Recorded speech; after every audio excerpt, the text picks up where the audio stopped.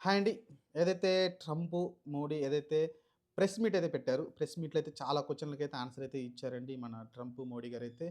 ఎందుకంటే ముఖ్యంగా తీవ్రవాదం గురించి అయితే చాలా గట్టిగా మాట్లాడారు. అలానే మన 26/11 సంబంధించి మెయిన్ సూత్రధారి ఆ దేశంలో దాక్కొనున్నాడు. లాయర్స్ పెట్టుకొని వాడైతే విచారణకైతే రావట్లేదు. దానికైతే ట్రంపే డైరెక్ట్‌గా ఇనిషియేట్ తీసుకొని ఖచ్చితంగా దానికి న్యాయం చేస్తామని అయితే చెప్పాడు. అంటే అతను మన దేశానికొస్తాడు. విచారణ జరుగుతుంది. ఆహ్, అతనికైతే శిక్ష పడిద్ది. అదో మెయిన్ పాయింటు. దాని తర్వాత మీరు చూసుకుంటే ట్రంప్ రిక్వెస్ట్ పెట్టాడు.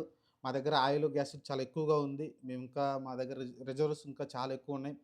మీరు తీసుకుంటానంటే ఇంకా ఎక్కువ నేను తోడు మీకు పంపిస్తానయితే చెప్తున్నాడు. మా దగ్గర కూడా తీసుకోండి. ట్రేడింగ్ చేయమని చెప్పాడు. ఇంకో కంప్లెయింట్ ఏం చేశాడంటే, మా మీద టాక్స్‌లు ఎక్కువగా ఉన్నాయి. ఆ టాక్స్‌లు కొంచెం తగ్గించే ప్రయత్నం అయితే చేయమన్నాడు. అదొకటైతే గట్టిగా అడిగాడు ట్రంప్ అయితే.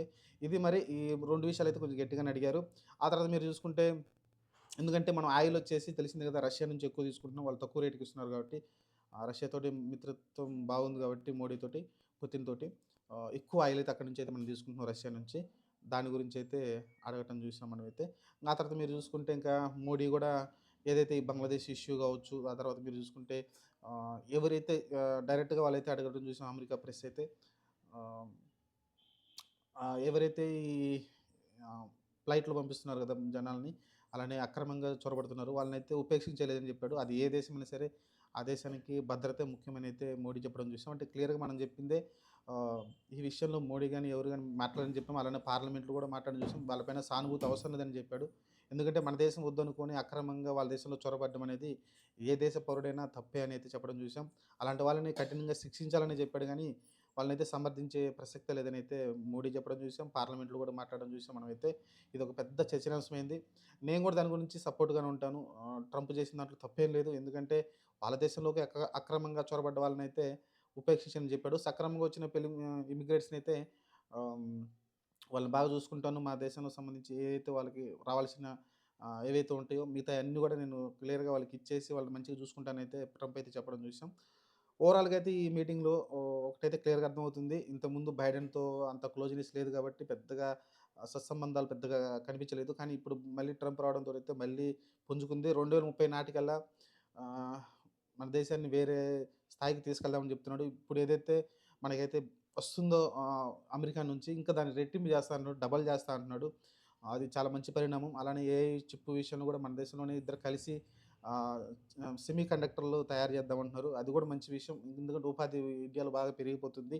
ఇలా రకరకాలుగా అయితే చాలా ప్రయోజనకరమైన విషయాలైతే మాట్లాడుకున్నారు. ఓవరాల్‌గా అయితే అన్నిటికి తెరదింపేశారు. అలానే రష్యా, యుక్రెయిన్ యుద్ధం కావచ్చు, హమాస్ అలానే ఇజ్రాయెల్ యుద్ధం కావచ్చు, వాటిపైన మోడీ గారిని అడిగితే మోడీ ఏం చెప్పారంటే, "మీరు ఒక పక్షాన ఉంటున్నారా?" అని చెప్పాడు. "లేదు లేదండి మేము ఏ పక్షం కాదు.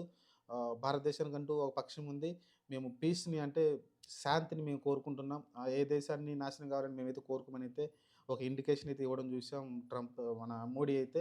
ఎందుకంటే మన రష్యాతోటి కొంచెం చనువుగా ఉంటున్నాం కదా! దాన్ని ఉద్దేశించి అమెరికా ప్రెస్ అయితే అడగడం చూసాం. కానీ మోడీ అయితే క్లియర్‌గా చెప్పడం చెప్పాడు. ఏమనంటే ఆహ్, ఖచ్చితంగా మా పక్షం మాకొకటి ఒక సెపరేట్‌గా మాకొక ఆలోచన ఉంది. మేము దానికి కట్టుబడి ఉంటాం. అదేంటంటే ఖచ్చితంగా పీస్ అనేది అవసరం. శాంతి అనేది మనకవసరం. ఏ దేశం గూడా ఇలా యుద్ధాలు, వార్లు జరగాలని కోరుకోదు. కానీ కొన్ని సిట్యుయేషన్ వల్ల అలా జరుగుతుందనేది చెప్పడం చూసాం. ఓవరాల్‌గా చూసుకుంటే మేము ఏ దేశానికి మద్దతు తెలపడం లేదు. ఖచ్చితంగా శాంతియుతంగా ఉండాలనైతే కోరుకుంటున్నాననైతే మోడీ చెప్పడం చూసాం. ఇదండి మరి మోడీ కలిసిన తర్వాత ఇన్ని మంచి విషయాలైతే మాట్లాడుకున్నారు. ఆహ్, చాలా విషయాలైతే మంచి మంచి పరిణామాలు జరుగుతున్నాయి. 2030 నాటికి మన దేశం వేరేలాగెళ్తుంది. అలానే 2047 టార్గెట్ ఏదైతే ఉందో మోడీ గారు ఆహ్, అది గూడా వికసిత భారత్ ఏదైతే ఉందో దానికైతే నాందైతే పలకబోతుంది. ఓవరాల్‌గా 2047 కల్లా మన ఇండియా వేరే స్థాయికెళ్ళాలని కోరుకుంటున్నాడు. అలానే మోడీ గూడా కోరుకుంటాడు. ఎందుకంటే మోడీ గూడా సపోర్ట్ చేస్తున్నాడు దీనికి. ఎందుకంటే ఇప్పుడు ఒక పక్కన సెకండ్ ప్లేస్ ఆక్యుపై చేసిన చైనా గావచ్చు, రష్యా గావచ్చు దూసుకుంటూ వస్తున్నాయి పైకి. రేపొద్దున అమెరికా కూడా థ్రెట్ ఉంటుంది చైనా వల్లైతే. అందుకని ఇండియా కూడా సపోర్ట్ చేస్తాడు ఇండియా ఎదగడంలో. చూద్దాం మరి అమెరికా ఎదగడానికి ట్రంప్ సపోర్ట్ చేస్తాడు. చూడాలి ఫ్యూచర్ డిసైడ్ చేస్తుంది. అలానే ఎలాన్ మస్క్ తోటి కూడా మంచి ఎలాన్ మస్క్ నాకు తెలిసి ఆల్మోస్ట్ ఇంక తీసుకొస్తాడేమో ఇండియాకైతే వాళ్ళ ప్రాజెక్ట్‌లయితే. చూద్దాం ప్రస్తుతానికైతే అన్నిటికి మన ఇండియాకొచ్చేదాకా అయితే నమ్మకం లేదు. ప్రస్తుతానికైతే మంచి విషయాలే మాట్లాడుకున్నారు. మంచి మంచి విషయాలు చర్చలు జరిగినాయి. మోడీ టూరు మంచి సక్సెస్సే అవుతుంది అక్కడైతే. చూద్దాం ఫ్యూచరు ఎలా ఉంటుందో ట్రంప్ కూడా వస్తా అంటున్నాడు మళ్ళీ ఇండియాకి. వచ్చినప్పుడు మళ్ళీ ఎలాంటి హామీలు ఇస్తాడు మన కోసం అయితే చూద్దాం.